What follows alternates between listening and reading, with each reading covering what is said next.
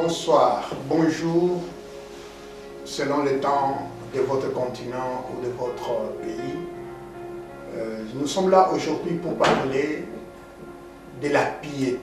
La piété, c'est un grand mystère comme l'apôtre Paul le dit. Donc, lorsqu'il est en train de donner des recommandations à Timothée en lui disant que la piété est un mystère, et il disait cela par rapport à Christ, Christ qui est Dieu, qui s'est manifesté dans la chair. Donc le Dieu qui est invisible s'est manifesté dans la chair pour être visible. La Bible dit, lorsqu'il a fait cela, il a été vu des anges, et non seulement vu des anges, il a été aussi prêché, accepté dans le monde. Voilà pourquoi la piété étant un mystère, nous allons parler de la piété. La piété qui se traduit en grec par le mot eisabéa, ce qui veut dire ou qui signifie pratiquer la crainte et le respect lié au seul vrai Dieu créateur et rédempteur. Donc la piété exige ou demande à la personne qui est pieuse de marcher dans l'obéissance active de la volonté révélée de Dieu. Donc, pour ceux qui ne me connaissent pas, je suis le docteur Richard Mpembo, je suis pasteur à l'église Mont-Rocher à Breda, voilà bientôt 15 ans. Donc, je suis un homme marié, père d'une grande famille. Mais les présentations ne sont pas très nécessaires.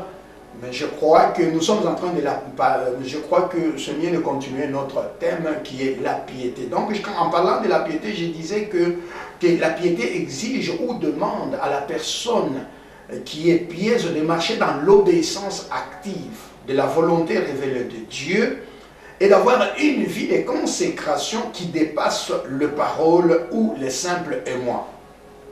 C'est-à-dire, la personne ne dit pas qu'elle est pieuse seulement en parole, mais en acte d'intégrité, en acte de patience, en acte de pardon, en acte d'amour mutuel et réel, en acte de maîtrise de soi et d'humilité, et en acte de rechercher la paix avec toute personne. Donc voilà, en grosso modo, ce qui peut donc prouver aux uns et aux autres qu'un homme marche dans la piété et qu'il a une vie, il est un homme pieux ou une personne pieuse. Donc la Bible demande que notre piété soit comme celle de Jésus-Christ. Parce que Jésus-Christ, malgré sa position de Dieu Fils, n'a point regardé cette position de Dieu Fils comme étant, n'a point regardé cela comme étant égal à Dieu, ou comme une proie arrachée, ou même n'a pas regardé cela comme étant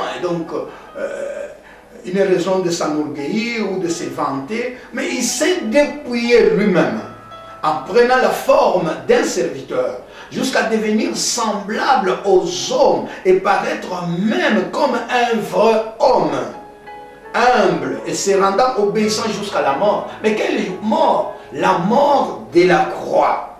Une mort qui était réservée aux brigands, une mort qui était réservée aux malfaiteurs. Jésus-Christ l'a accepté. Voilà quel genre d'humilité, quelle forme d'humilité. Une humilité qui dépasse l'humilité des uns et des autres.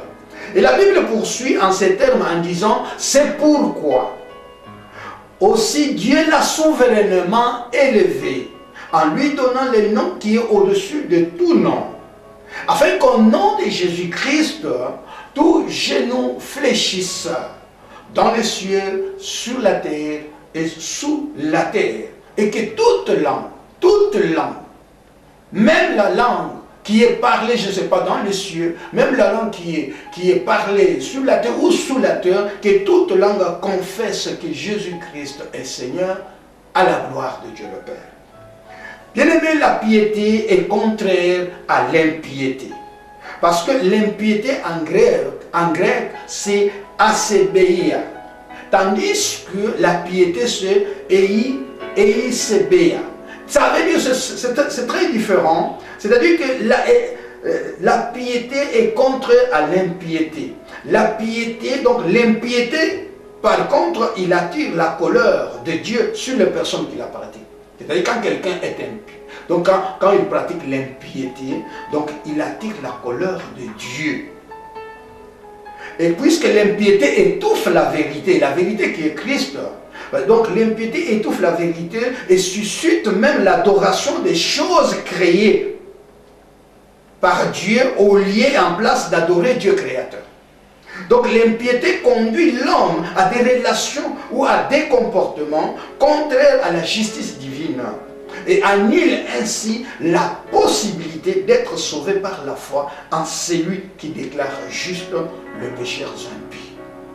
Donc bien aimé, nous comprenons que le mot piété ou eisebéa est 14 fois mentionné dans les épîtres pastorales de l'apôtre Paul pour montrer qu'il existe, pour montrer qu'il est donc que ce mot piété, qu'il est l'expression authentique de la connaissance de Dieu et de sa grâce manifestée en Jésus-Christ notre Seigneur. Donc nous comprenons que quand quelqu'un pratique la piété, donc cette personne a maintenant la connaissance. Si vous voulez bien, il connaît Dieu et il connaît aussi sa grâce, et cette grâce qui a été manifestée donc en Jésus-Christ, qui a été manifestée par Jésus-Christ notre Seigneur et notre Sauveur. C'est-à-dire que tout chrétien qui pratique la piété a compris le message évangélique. Parce que quand tu pratiques déjà la piété, tu as compris le message évangélique.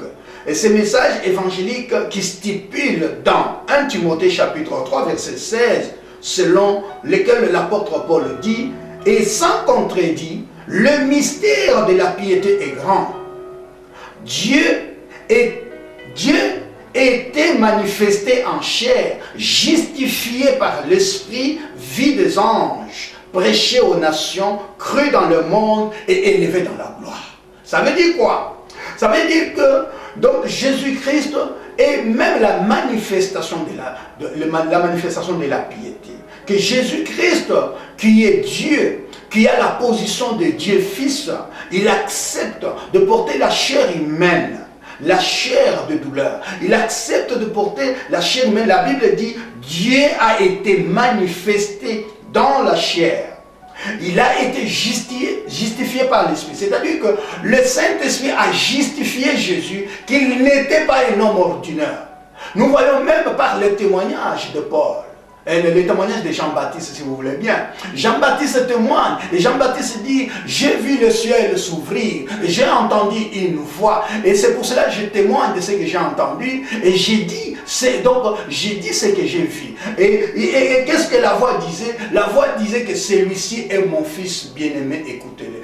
Donc c'est lui l'agneau de Dieu qui ôte le péché. Donc nous comprenons que le Saint-Esprit qui était dans le prophète Jean-Baptiste a témoigné de la divinité de Jésus-Christ. Mais c'est divin sauveur qui a porté la chair humaine pour vivre sur cette terre. La Bible dit, justifié par l'Esprit, vie des anges. Et les anges voyaient comment tout ce que Dieu s'est manifesté dans la chair.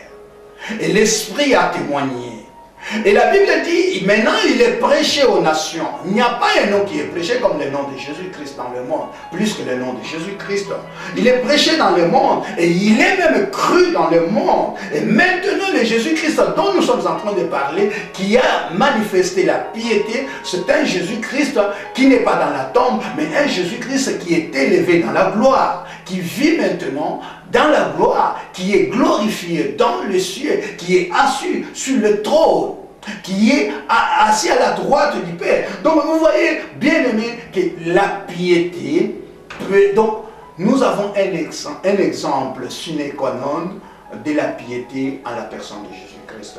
Donc Jésus-Christ est la piété. Donc c'est pour cela l'apôtre Paul dit c'est un mystère. En conclusion, nous pouvons dire que la piété est un signe de la connaissance de Dieu et de sa grâce. Le chrétien qui pratique démontre qu'il a reçu la vérité dans sa vie et celle-ci l'a incité à obéir aux exigences de Dieu pour se maintenir dans l'alliance. Pour terminer notre message sur la piété, donc je m'en vais rapidement vous donner la conclusion. Donc je disais tout à l'heure que la piété est un signe de la connaissance de Dieu et de sa grâce. Cela veut dire que le chrétien qui pratique, donc le chrétien qui pratique la piété démontre qu'il a reçu la vérité dans sa vie et que celle-ci l'a incité à obéir aux exigences de Dieu pour se maintenir dans l'alliance. Parce que l'alliance est très importante. Il faut rester dans l'alliance, en dehors de l'alliance. Donc, bien aimé, là, le salut, nous allons échapper à notre salut. Donc, en d'autres termes, la manifestation de la piété, c'est l'expression correcte. C'est l'expression correcte du don de la vie nouvelle en Christ. Dans l'ancienne alliance, la piété était considérée comme la crainte de Dieu. Et elle s'enracinait dans une attitude de révérence, de soumission et d'obéissance à l'égard de Dieu. Tandis que dans la nouvelle alliance, la piété est l'obéissance à l'évangile et à la vérité. Elle est ainsi la réponse à la révélation divine dans la vie d'une personne. Que Dieu bénisse sa parole et que chaque personne qui m'a suivi puisse comprendre que la piété, que nous sommes appelés à pratiquer la piété. Que le Seigneur